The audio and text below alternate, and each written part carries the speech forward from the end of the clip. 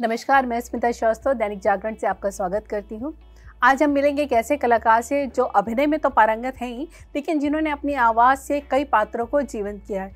जी हाँ, शरद जी, आपका बहुत-बहुत स्वागत है। Thank you so much ma'am. तो शरद, कहना चाहिए आदि पुरुष में आपने राघव और द लेजेंड ऑफ हनुमान में रावण का आपने वॉइस डबिंग किया है। कैसा फैसिनेशन रहा है रामायण से? देखिए, ये कहानी तो हम बचपन से सुनते हैं, दादी नानी मम्मी सबने कहानी भी सुनाई है और पात्रों को उदाहरण भी दिया है, कनेक्ट भी किया रियल लाइफ में कैसा होना चाहिए, सुनते आए हैं। जहाँ तक बात रही लेजेंड ऑफ हनुमान में रावण प्ले करने की, तो अभी तक जितना विस्तारित रावण किसी ने दिखाया नहीं है, किसी ने एक्सप्लोर नहीं किया है।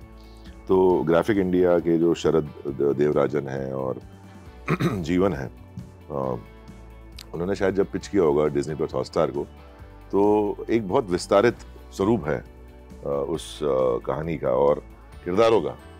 तो आई थिंक मैं फख्र से कह सकता हूँ कि ये हिंदुस्तान की सबसे बड़ी और सबसे बढ़िया एनिमेटेड सीरीज है सारी फैमिली के लिए।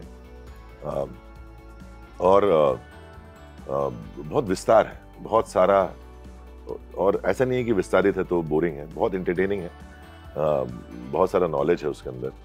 और the quality of VFX, I think India में इतना अच्छा VFX और एनिमेशन आई थिंक कभी नहीं हुआ है जो इस बार डिज्नी प्लस हॉटस्टार और ग्राफिक इंडिया लेके आए हमारे लिए। और जैसे जैसे सीजन्स आ रहे हैं ना, वो क्वालिटी और इम्प्रूव होती जा रही है, मैं कह सकता हूँ। ये पहली सीरीज है जहाँ पर वॉइसिंग पहले हुई है और एनिमेशन बाद में हुआ है, तो इसलिए आपको इतना परफेक्ट दिखता है। वो एनिमेशन बहुत रियल एनिमेशन दिखता है आपको वहाँ पर, जैसे आपने बताया मुझे पहले कि वो बहुत बढ़िया, ऐसा लगता नहीं है कि वो बहुत थिन लेयर है रियल और अनरियल के बीच की। तो वो क्वालिटी हमने कभी देखी नहीं थी इंडिया में, और वो द लेजेंड ऑफ हनुमान की है। और जहाँ तक बात रही रावण की, इतना विस्तारित रावण किसी ने प्रस्तुत नहीं किया आज तक अभी तक। और मुझे वो मौका मिला कि मैं, बिकॉज डबिंग पहले हुई है तो ऐसा नहीं है कि विजुअल बना हुआ है उस पर आपको डब करना है, तो मुझे पूरी एक मतलब आज़ादी थी कि मैं उसको अपने तरीके से प्रेजेंट कर सकूं, जैसा मैं परसीव करूं, जैसा मैं उसको अनुभव करूं, जैसा मैं सोचूं कि रावण ऐसा होगा या उसका व्यवहार ऐसा होगा, उसकी सोच ऐसी होगी, उसका एक्सप्रेस करने का तरीका ऐसा होगा। तो सारी लिबर्टी मुझे दी गई थी कि आप जैसा आपको करना है करिए। और मुझे बहुत मज़ा आया करने में, बिकॉज ये एक अलग अनुभव है किसी भी एक्टर के लिए, ऐसा एक किरदार करना जिसके बारे में सब जानते हैं। और कहीं ना कहीं हमें बहुत एक, इसे कहते हैं क्लीशे तरीके से दिखाया गया है अभी तक रावण को हर जगह पर, बट यहाँ पर रावण शिवभक्त है, रावण विद्वान है, रावण ज्ञानी है, रावण के अंदर ताकत है, सर्वशक्तिमान है। वो क्या चीज़ें हैं जो रावण को बुरा बनाती हैं, उन चीज़ों को बहुत विस्तारित रूप से दिखाया गया है द लेजेंड ऑफ हनुमान में। और जो मुझे अट्रैक्ट करता है कि यार अच्छा ये था इसलिए ऐसा था। फिर रावण सिर्फ रावण नहीं है, उसके भाइयों के साथ उसका रिलेशन, उसके बेटों के साथ उसका रिलेशन, उसके दोस्तों के साथ उसका रिलेशन, जिसने बिट्रे किया उसके साथ, या शत्रु के साथ क्या करना है, वो सारा कुछ है।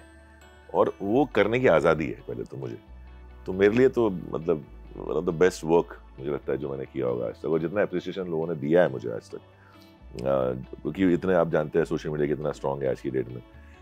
हर रोज़ मुझे ऐसे सवाल आता है कि सीज़न 3 कब आएगा, सीज़न 3 कब आएगा, सीज़न 3 कब आएगा।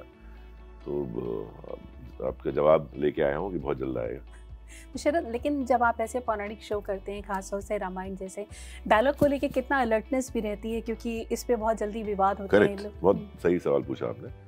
तो चूंकि मैं ग्वालियर से हूँ, हिंदी मीडियम में पढ़ाई की है मैंने, और संस्कृत भी पढ़ी हुई है, 10th तक कंपलसरी होती है MP में।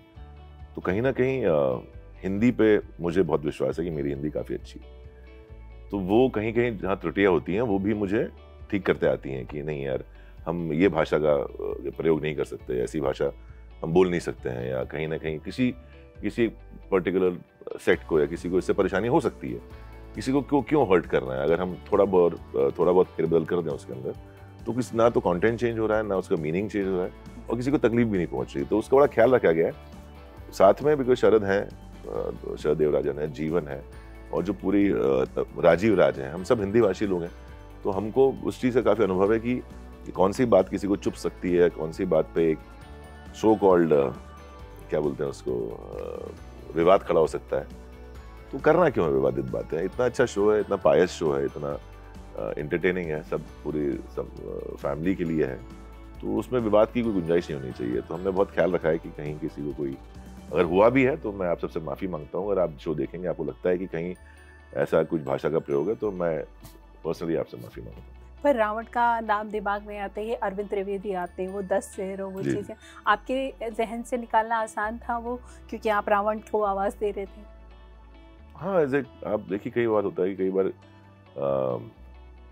कुछ कैरेक्टर्स होते हैं जो पहले किसी ने किए होते हैं, बट वो उनका सोचने का तरीका है, उन्होंने कंसीव किया है, उसको परसीव किया है और उस हिसाब से उन्होंने उसको रिप्रेजेंट किया है आपके सामने। वो उस इंडिविजुअल की ताकत है, उस इंडिविजुअल का एक सोच है।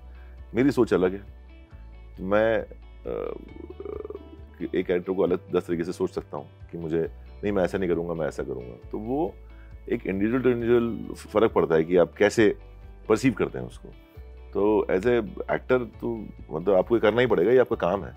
मतलब आप कॉपी पेस्ट नहीं कर सकते कहीं से उठा के कि नहीं अरविंद जी ने ऐसा किया। बहुत बढ़िया किया था उन्होंने, मतलब उस टाइम के लिए I think Arvind ji was brilliant, मतलब बहुत बढ़िया कलाकार थे, तो उन्होंने बहुत अच्छा काम किया। बट मैं ये भी चाहूँगा कि आगे 10 सालों तक लोग या 15 साल तक लोग इस राउंड को भी याद रखें जैसा हमने परसीव किया। क्योंकि आपने याद रखने की बात की, तो कहते हैं सफलता के, अमित जी ने कहा था सफलता के 5 चरण होते हैं। पहला आप कौन, लास्ट आप कौन। तो आपके लिए ये कितना ज़रूरी है कि जब लास्ट चरण आए तो ये सवाल नहीं उठना चाहिए आप कौन? जो नई जनरेशन है, जो नई जनरेशन है। मैं कोशिश करूंगा कि तब तक ऐसी चीज़ें कर चुका हूँ कि ये सवाल ही ना उठे आप कौन। That's great. लेकिन शायद एक चीज़ और है, आपने कहा था कि वॉइस डबिंग में वॉइस एक्टर को उसका ड्यू नहीं मिलता है। क्या ये हालात अभी भी वैसे ही है, कुछ बदलाव है? बिल्कुल वैसे ही। थोड़े बहुत अब जो लोग जिनकी कोई चीज़ हिट हो जाती है उनको शायद थोड़ा रिस्पॉन्स बेटर हो गया, बट फिर भी अथाह टैलेंट पड़ा हुआ है, अथाह आवाज़ें हैं, अथाह सेंस ऑफ एक्टिंग है लोगों में। बट मैं देखिए हमेशा मेरा पॉइंट रहता है, मैं बहुत पॉजिटिव इंसान हूँ। मैं वो अच्छा वक्त सबका आता है और बस एक वो अंतराल होता है जो आपको एक काटना होता है। तो सबको अपना अपना अंतराल काटना है, वो बीच में वक्त सबका आएगा। तो जिनको नहीं मिला क्रेडिट उनको भी मिलेगा, उनको भी वो कमर्शियल्स मिलेंगे जो मिलने चाहिए, जो ड्यू है।